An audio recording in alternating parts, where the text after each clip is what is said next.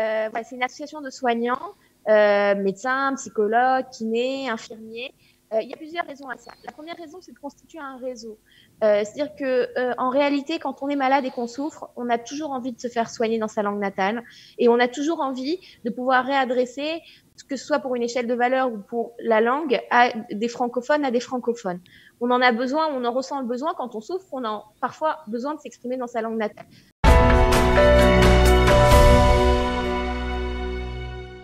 Nous allons commencer avec le docteur Léa Lévy, qui est spécialisée en médecine de famille. Elle a participé au déroulement, on va dire, du plan Covid-19 de la Méouredet de Bnei Brak.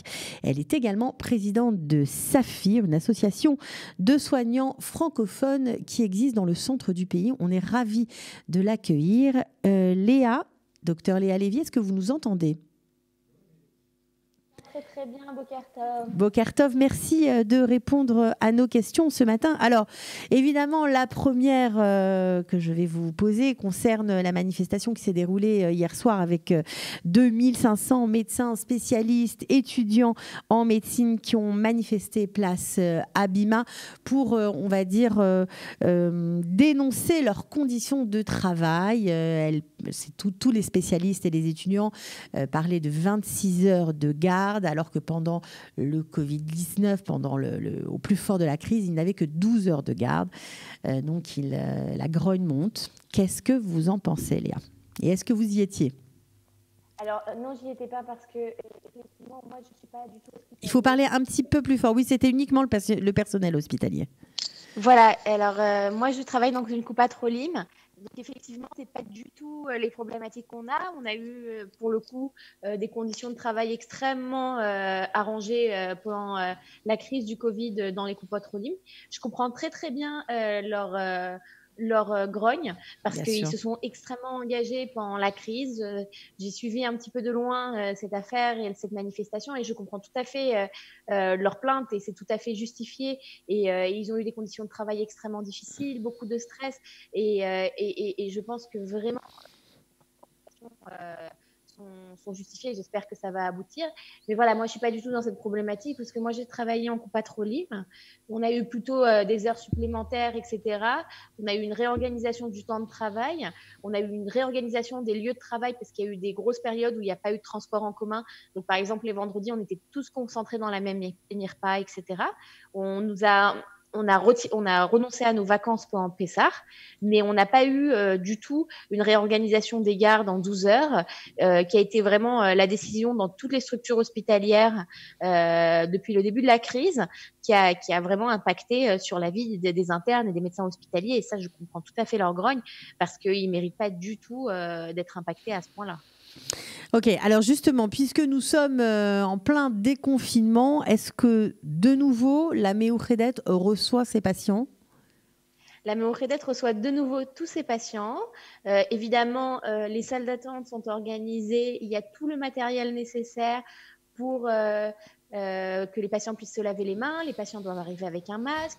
Ils doivent prendre rendez-vous et ne pas arriver sans rendez-vous pour ne pas avoir trop de monde dans la salle d'attente. Mais oui, on reçoit tous les patients.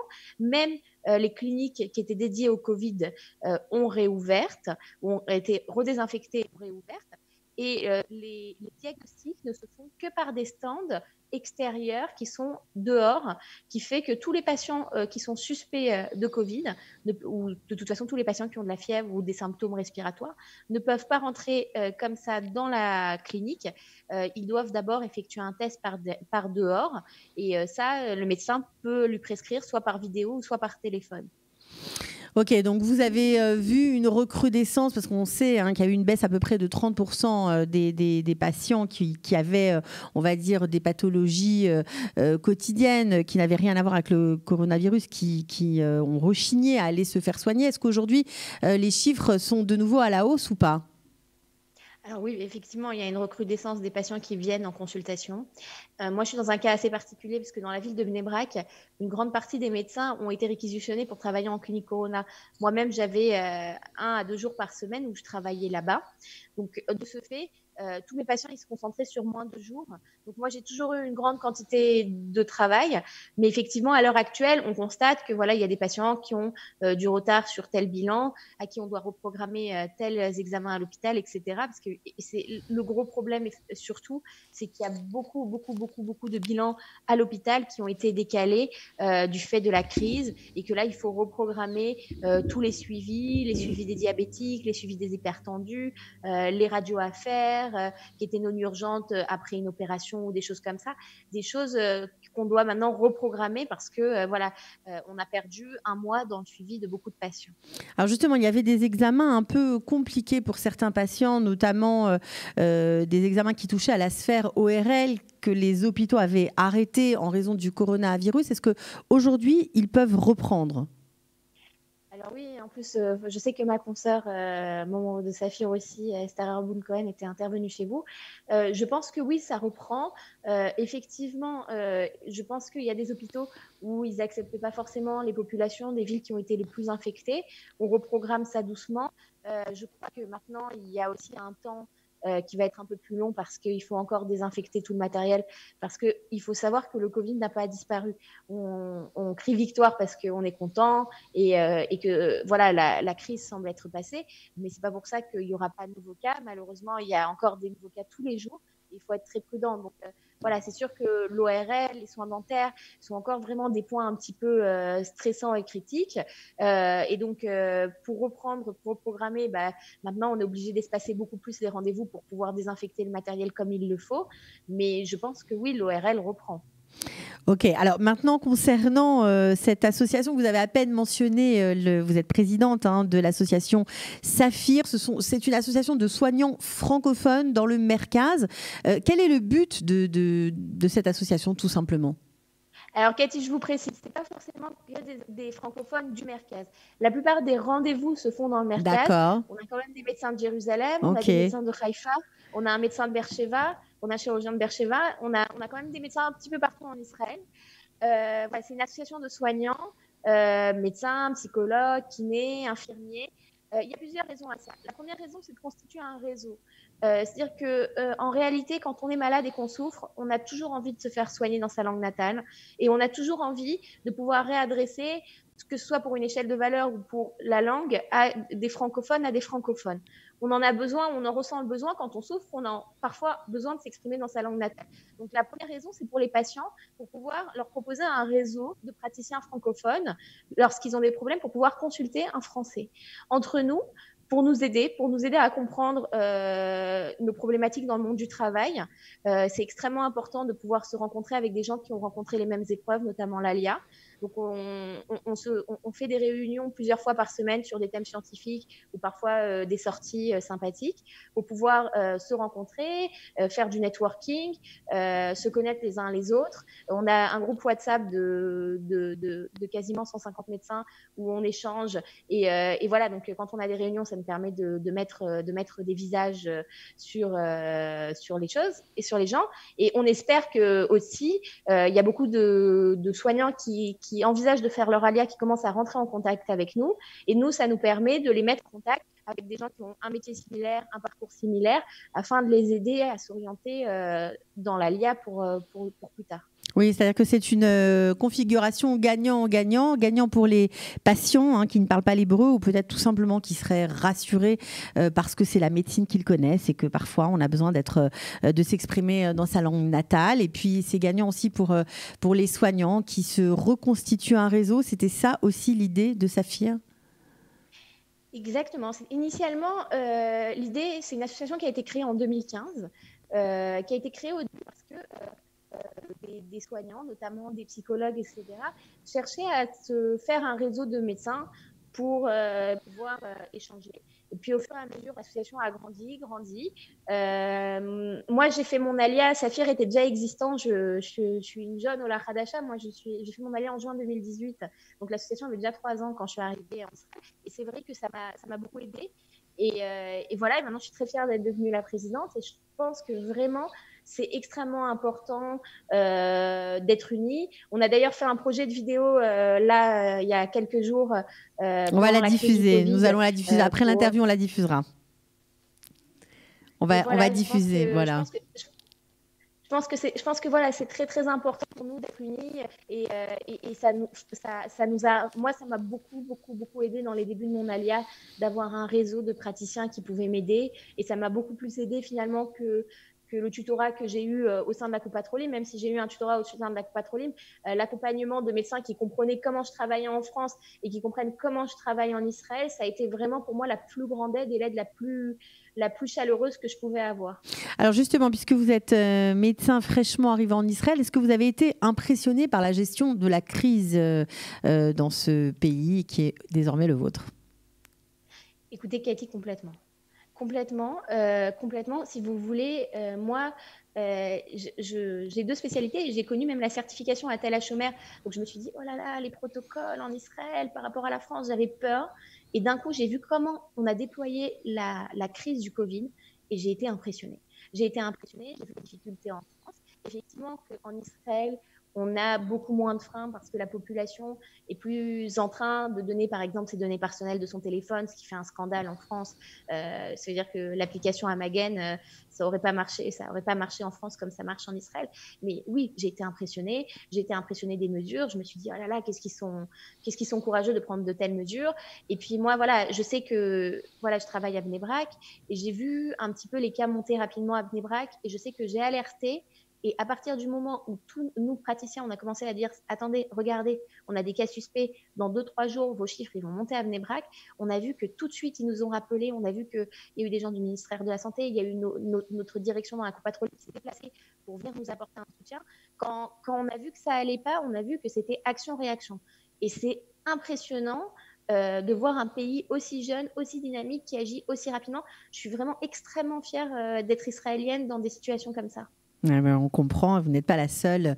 Voilà, vraiment, action-réaction, ça a été le succès de cette gestion de crise. On espère qu'il n'y aura pas de rebond. Vous pensez, vous, on n'est pas à l'abri de ce fameux rebond dont tout le monde parle, cette deuxième vague? Je ne crois pas tellement à la deuxième vague, mais je crois dans les nouveaux cas. C'est-à-dire qu'on peut être la personne qui n'a pas de chance et qui est le prochain cas qui va être contaminé. C'est-à-dire que c'est un peu comme la grippe. C'est-à-dire quand la grippe passe, on a encore des cas, quelques-uns. Et malheureusement, il vaut mieux faire attention parce que vraiment, c'est une maladie très, très, très grave. On a des cas très difficiles, même si, Dieu merci, Baruch Hashem, chez nous, on sait maintenant s'occuper des patients et on s'en occupe très très bien, mais on ne peut pas être à l'abri d'être la personne qui aura des complications.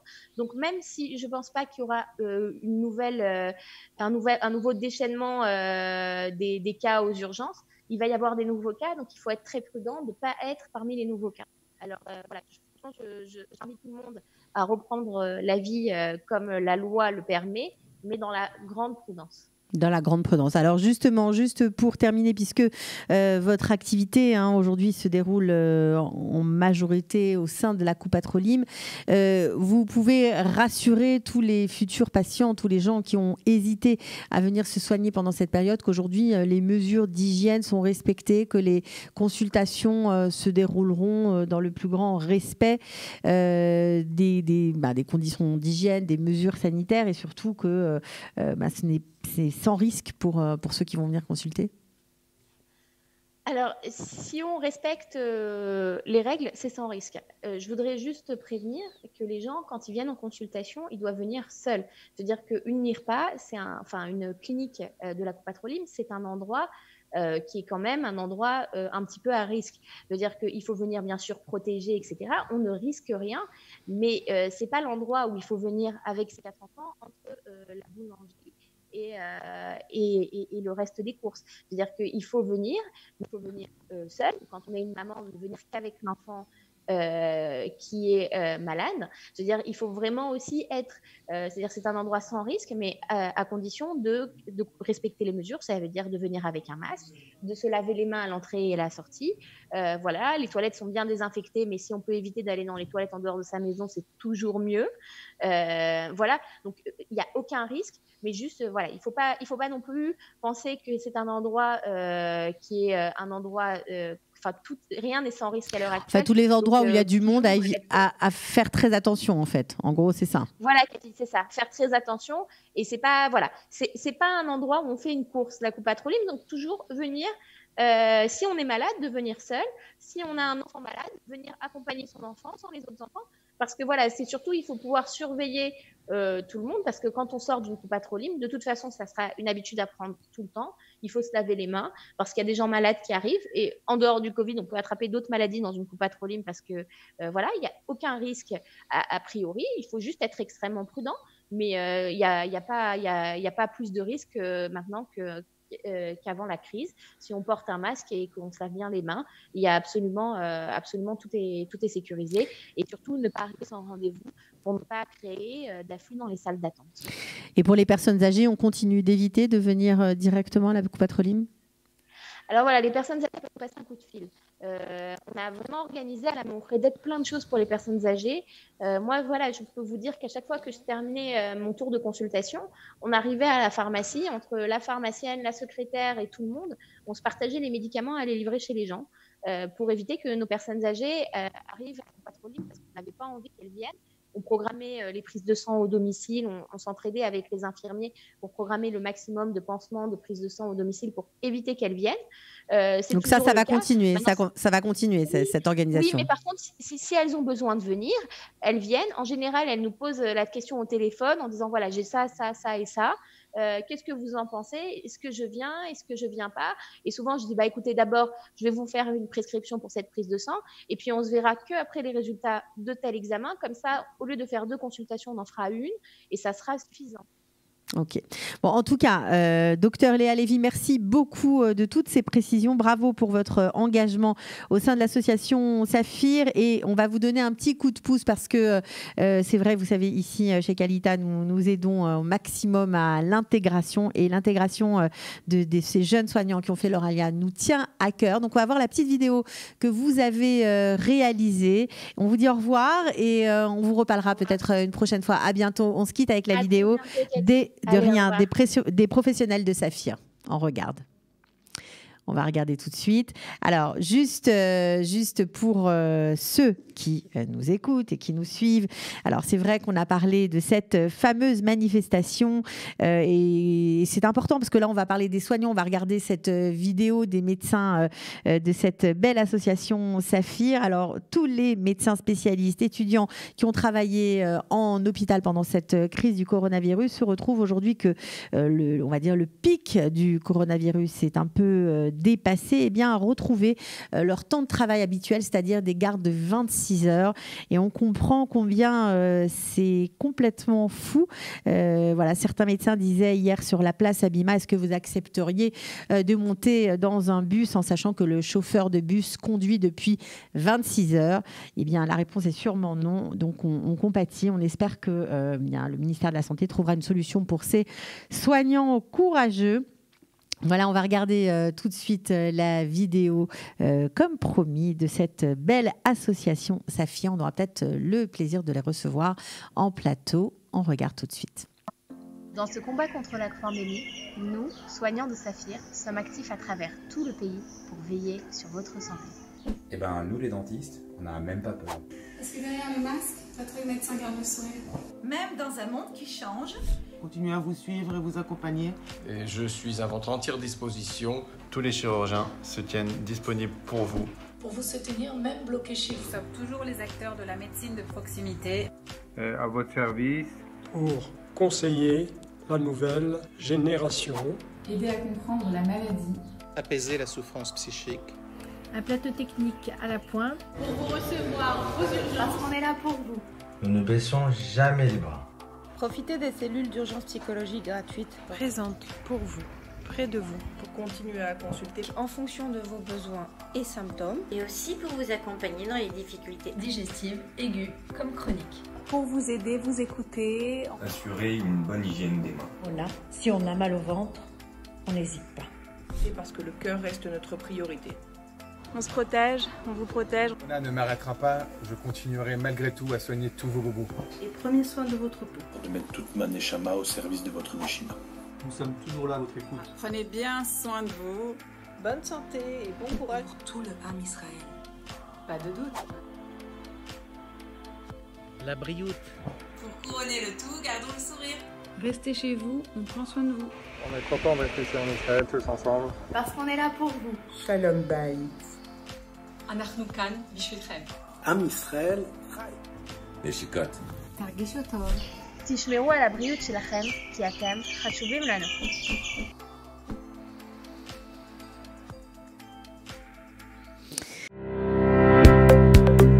Pour tout savoir sur le coronavirus en Israël, les recommandations officielles mises à jour, les aides au Olim et tous les services proposés par le gouvernement, les municipalités, Kalita et les associations francophones d'Israël, dans cette période de crise inédite, connectez-vous sur www.info-covid19-kalita.com.